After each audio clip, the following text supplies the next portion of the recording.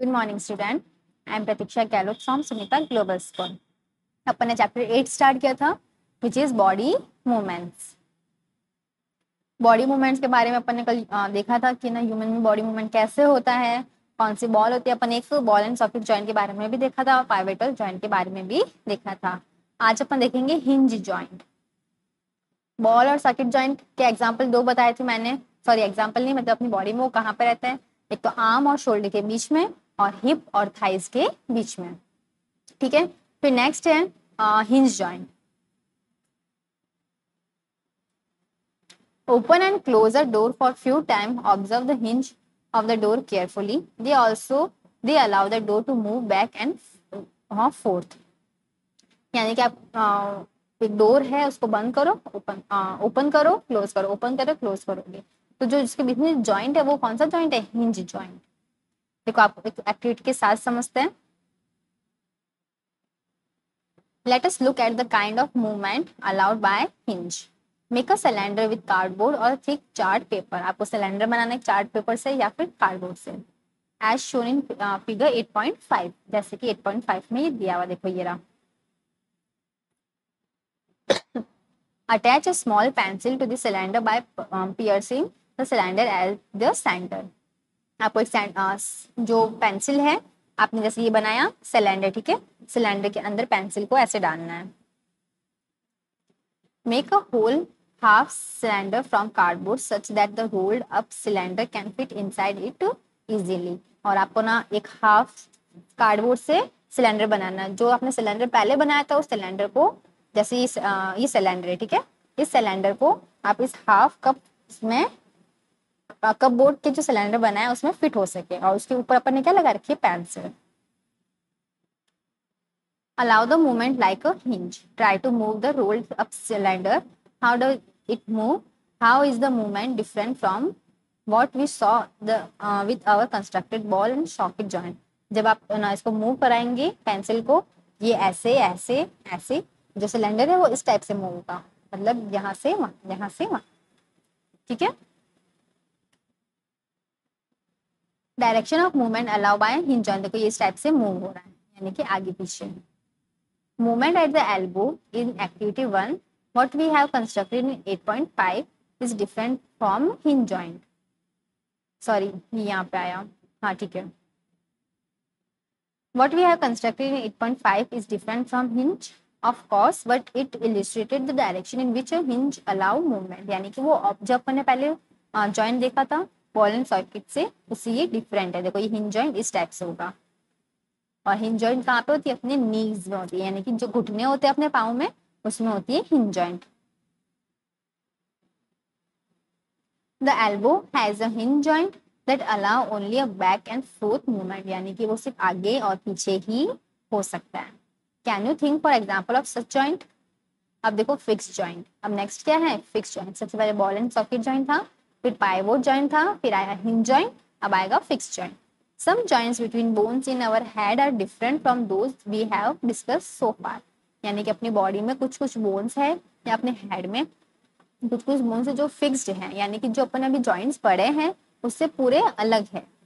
These the bones cannot move at these joint, यानी कि वो जो बोन्स होती है उन जॉइंट पे मूव नहीं होती है। Such joint are called fixed joint, और उन जॉइंट को क्या बोलते हैं? Fixed joint. When you open your mouth wide, you can move your lower jaw away from your head, isn't it? Try to move your upper jaw now. जब अपन अपना मुंह खोलते हैं, खोला तो अपने जो नीचे वाला जो जॉ है ना सिर्फ यही हिलेगा, अपना जो ऊपर वाला जो जॉ है ना ये हिलेगा नहीं। यानी कि जो ऊपर वाला जॉ है वो हमेशा फिक्स रहता है, फिक्स्ड रहता है, लेकिन जो नीचे वाला जॉ देखो अपना कितना मूव हो रहा है ना। Try to move your upper jaw now. Are you able to move it? तो अपन ऊपर वाले जॉ को मूव नहीं करवा सकते। There is a joint between the upper jaw and the rest of the head, which is fixed joint. यानी जो अपना अपर वाला जॉ है और अपना जो हेड का जो पार्ट है ना वो इससे जुड़ा हुआ है, यानी कि वो फिक्स्ड है। We discuss only some of the joint that connect part of our body, यानी कि अपन वो जॉइंट पढ़ेंगे जो कि अपनी बॉडी से कनेक्ट होते हैं। What gives the different part of the body their different shape? यानी कि जो अपनी बॉडी में डिफरेंट डिफरेंट पार्ट होते हैं वो अपन को क्या देखते हैं? डिफरेंट शेप्स देते हैं। If you wanted to make a doll, what will you make first? यानी कि आप अगर एक डॉल बनाना चाहोगे तो सबसे पहले आप क्या बनाओगे? Perhaps a framework to give the doll shape before making it outer structure, isn't it? यानी अगर आप एक डॉल बना रहे हो तो डॉल में सबसे पहले आप इसका आउटर स्ट्रक्चर दोगे, है ना? जैसे डॉल बनाई,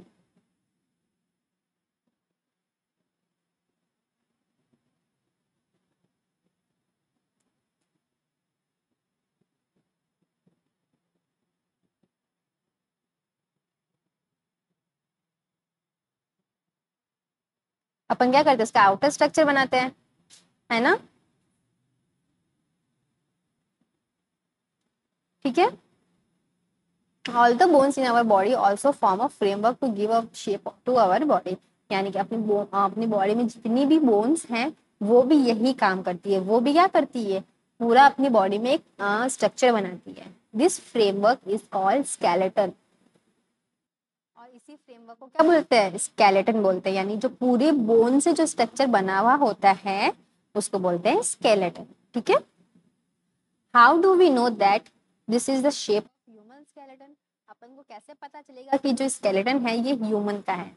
how do we know the shape of the different bones in our body? अपन को कैसे पता चलेगा कि बॉडी में अपनी अलग अलग शेप्स हैं? We can have some idea about the shape of number of bones in some part of our body by feeling them.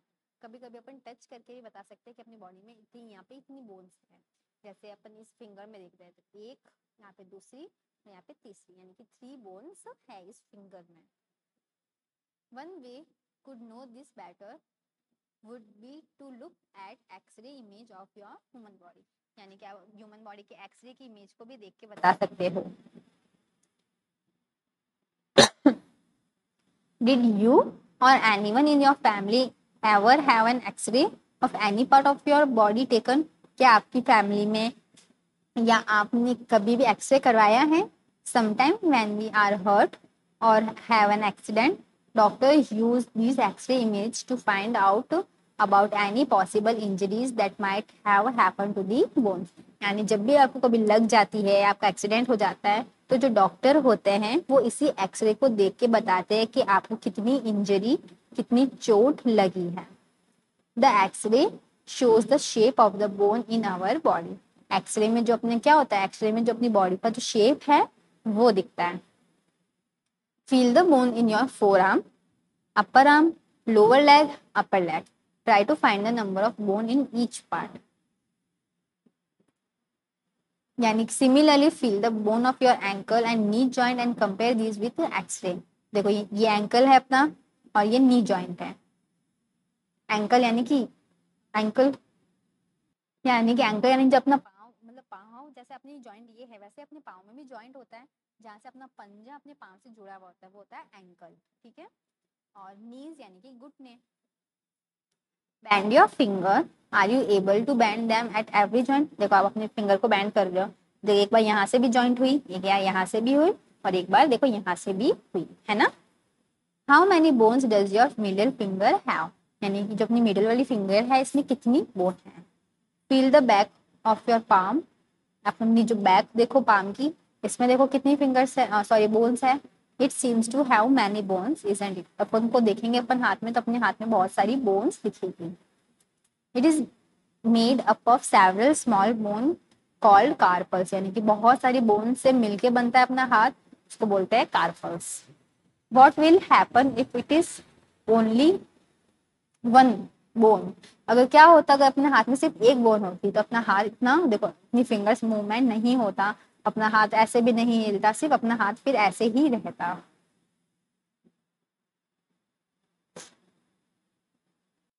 अब देखो activity 4, take a deep breath. आप लंबी सी सांस लो और उसको रोक के रखो।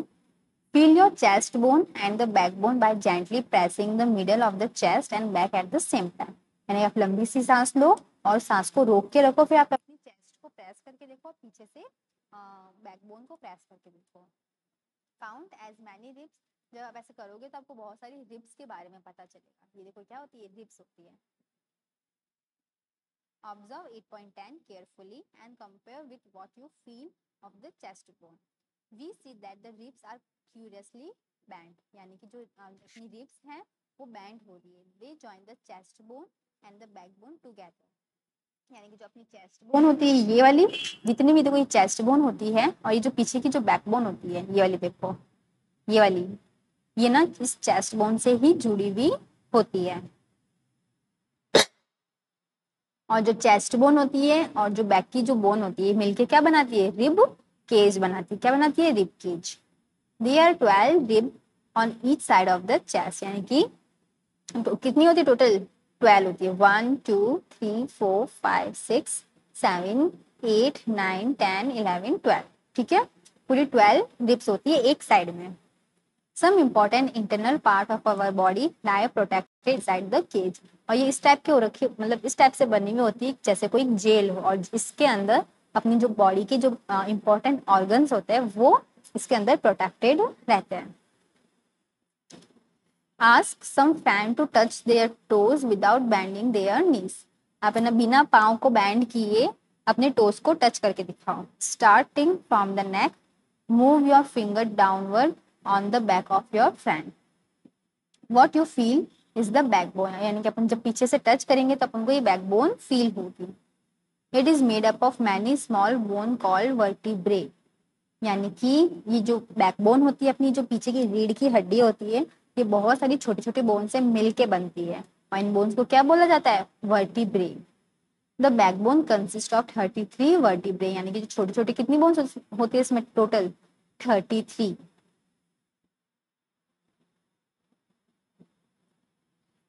The rib cage is joint to these bone, जो अपनी रिब की जो अपन देखी थी बोन्स, ये वाली, ये रिब वाली यानी कि अपने चेस्ट के सामने होती है, और तो ये इससे जुड़ी हुई होती है। If backbone was made up of only one long bone, will your friend be able to bend?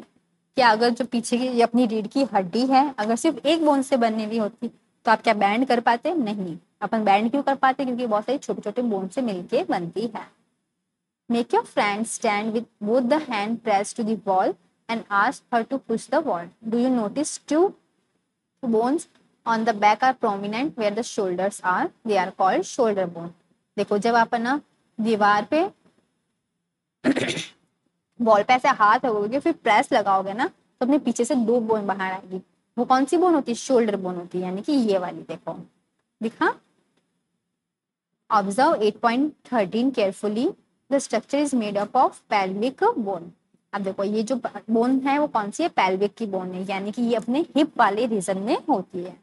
They enclose the portion of your body below the stomach, यानी स्टमक से जो नीचे वाला पार्ट होता है वो जो जितने भी बोन्स होती है वो पेल्विक बोन से जुड़ी हुई होती है। This is the part you set on, यानी कि ये बोन है, इसी के पार्ट से अपन बैठते हैं। The skull is made up of many bone, यानी जो अपना स्कल होता है बहुत सारी बोन से मिलके बना हुआ होता है। It enclose and protect a very important part of the body that is brain, यानी कि स्कल के अंदर अपना क्या होता है, ब्रेन होता है जो प्रोटेक्ट करके रखता है। We discuss many bone and the joint of our skeleton, अपन ने बहुत सारे जॉइंट्स के बारे में पढ़ा और बोन्स के बारे में। There are some additional part of skeleton that are not as hard as the bone and which can be bent. These are called cartilage. यानी अपने जो स्केलेटन के अंदर है ना एक बहुत हार्ड स्ट्रक्चर होता है जैसे कि बोन, जिसको बोलते हैं cartilage. Feel your year, do you find any hard bony part that can be bent? There do not seem to be any bones here, isn't it? Do you notice anything different between the earlobe and the portion above it? As you press them between your fingers. यानी कि जो cartilage है वो bones की जितनी hard नहीं होती है, यानी अपनी स्केलेटन में बोन्स तो हार्ड होती है लेकिन जो कार्टिलेज होती है वो हार्ड नहीं होती, किससे, बोन से। और ये कार्टिलेज देखो आपको एक एग्जांपल करना है, एक तो आपको ईयर के यहाँ से टच करना है और एक ईयर के यहाँ से, ठीक है, तो आपको कुछ अलग अलग डिफरेंट फील होगा। You do feel something in the upper part of the ear that is not as soft as the ear, यानी कि देखो यहाँ पे अपन टच कर रहे हैं तो ये इतना सॉफ्ट नहीं है, जबकि यहाँ पे अपन टच कर रहे हैं तो वो सॉफ्ट है। This is cartilage, cartilage is also found in the joints of the body, and जो कार्टिलेज होती है ये कार्टिलेज है, ठीक है, ये कार्टिलेज है जो कि ना जॉइंट, इससे ना मतलब जॉइंट्स में अपन को मिलती है ये जो बॉडी के जो जहाँ पे जॉइंट्स होते हैं ना वहाँ पे हमको ये मिलती है। We have seen that our skeleton is made up of many bones. अपना जो पूरा स्केलेटन है बहुत सारी बोन से बना होता है, बहुत सारे जॉइंट से बना होता है और कार्टिलेज से। You could feel band and move many of them. आप इसको फील करके भी देख सकते हो, बैंड होके भी देख सकते हो और मूव करके भी। Draw a neat figure of the skeleton in your notebook. आपका ये होमवर्क है, आपको चैप्टर का नंबर डालना है, फिर चैप्टर का नेम डालना है, फिर ये वाला डायग्राम नोटबुक में बनाना है, ठीक है, ये वाला human skeleton.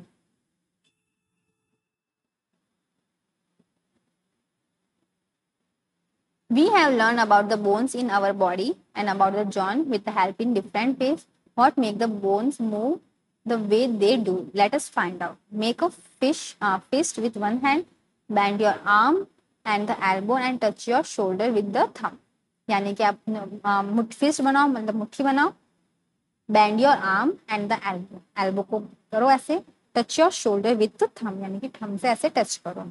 Do you see any change in your upper arm, यानी कि आपको यहाँ पे कुछ चेंज दिखेगा यहाँ पे। Touch it with the other hand. Do you observe a swollen region in the upper arm, यानी कि जब अपन ऐसे करके मुट्ठी को बंद करके यहाँ से टच करेंगे ना तो यहाँ से थोड़ा सा फूल जाएगा, तो यहाँ पे क्या होती है, मसल्स होती है। दिस इज मसल, ठीक है। The muscle bulge due to contraction, यानी मसल थोड़ी सी फूलती है जब कॉन्ट्रैक्शन होता है। तो कोई यहाँ पे ऐसे कॉन्ट्रैक्शन हुआ तो ये मसल बाहर आती है। Now bring your arm back to its normal position. What happen to the muscle, जब अपना हाथ वापस सीधा कर दोगे तो देखो वापस मसल सीधी हो जाएगी। You can observe similar contraction of muscle in your leg. आप अपन ऐसे पाँव में भी देख सकते हो जब आप चलते हो या फिर भागते हो। When contracted, the muscle becomes softer, stiffer and thicker. यानी जब अपन किसी चीज को कॉन्ट्रैक्ट करते हैं, यानी कि खींचते हैं, तो जो मसल होती है वो छोटी होती है और मोटी हो जाती है। इट पुल्स द बोन, और वो बोन को खींच के रखती है। मसल वर्क इन पेयर, जो मसल होती है वो है ना पेयर में वर्क करती है। When one of them contract, the bone is pulled in that direction. यानी कि जब मसल यहाँ से खींची जा रही तो बोन ऐसे होगी, यानी कि उसी डायरेक्शन में जाएगी। The other muscle of the pair relax. To move the bone in the opposite direction, the relaxed muscle contract to pull the bone toward its original position. यानी जब देखो पहले ऐसा आया था तब ये वाली मसल ने ऊपर खींचा था, तब ये वाली बोन ऐसे आई। अब ये जो मसल है ये वाली, ये उसको वापस पीछे की साइड लेके जा रही है, यहाँ ये वापस सीधा हो रहा है, यानी कि रिलैक्स पोजिशन पे आ रहा है। A muscle can only pull, it can not push. Muscles होती है वो सिर्फ खींच सकती है, वो उसको धक्का नहीं दे सकती है। Thus two muscle have to work together to move a bone. इसलिए दो मसल साथ में काम करती है ताकि बोन को मूव करवा सके। Are muscle and bone always required for movement? क्या हमेशा मसल और बोन मूवमेंट के लिए रिक्वायर्ड होती है? How do you other animals move? Do all animals have bones? What about an earthworm or snail? Let us study the manner of movement that is gained of some animals. ठीक है, जो next topic start हो रहा है वो है giant of animal. इसको अपन अपनी नेक्स्ट क्लास में देखेंगे। तो इस टॉपिक को अपन अपनी कल नेक्स्ट क्लास में देखेंगे। तब तक के लिए आज मैंने आपको जो भी रीड करवाया है इसको आप अच्छे से रीड करना और अच्छे से समझना। तब तक के लिए stay home, stay safe, good bye.